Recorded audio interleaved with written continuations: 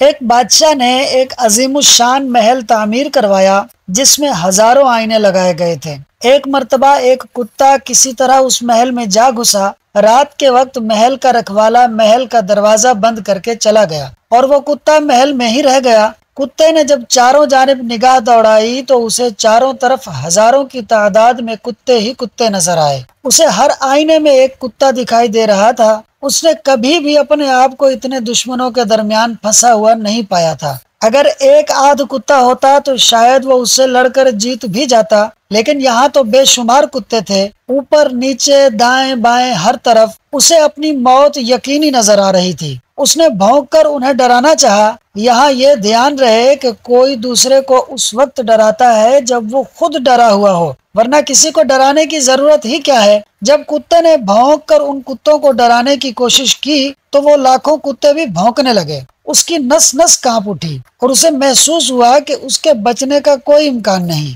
کیونکہ وہ چاروں طرف سے گھر چکا تھا۔ کوئی اس کتے کا ڈر، خوف، درد نہیں سمجھ سکتا۔ جب صبح چوکیدار نے دروازہ کھولا تو محل میں کتے کی لاش پڑی تھی۔ اس محل میں کوئی بھی موجود نہیں تھا جو اسے مارتا۔ محل خالی تھا، لیکن کتے کے پورے جسم میں زخموں کے نشان تھے۔ وہ خون میں لت پت تھا۔ اس کتے کے ساتھ کیا ہوا؟ خوف کے عالم میں وہ کتا بھونکا، جھپٹا، دیواروں سے ٹکرایا اور مر گیا۔ ہم نے کبھی غور کیا کہ ہمارے سبھی تعلقات آئینوں کی، شیشوں کی مانند ہیں۔ ان سب میں ہم اپنی ہی تصویر دیکھتے ہیں۔ غور کریں اور دیکھیں کہ نفرت سے بھرا آدمی یہ دیکھ رہا ہے کہ سب لوگ اس سے نفرت کرتے ہیں۔ لالچی آدمی کو یوں معلوم ہوتا ہے کہ جیسے سب اس کو لوٹنے کے منصوبے بنا رہے ہیں۔ وہ اپنے لالچ کی تصویر دنیا کے آئینہ خانے میں دیکھتا ہے۔ شہوانیت کا مریض سوچتا ہے کہ ساری دنیا اسے جسم پرستی کی دعوت دے رہی ہے۔ انسان جیسا اور جو کچھ ہے